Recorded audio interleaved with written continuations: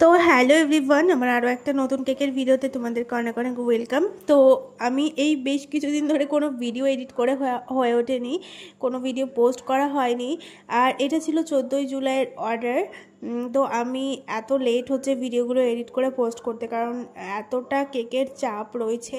তো প্রত্যেক দিন মানে কেক বানাতে বানাতে আমার সময় চলে যাচ্ছে, আমি কখন ভিডিও এডিট করবো আমি নিজেই বুঝতে পারছি না। তো নিজে এক এক সময় খাওয়ার সময়ও পাই না, 10টার খাবার 2টোর সময়, 2টোর খাবার 4টের সময়, এরকমভাবেই জীবনটা চলছে।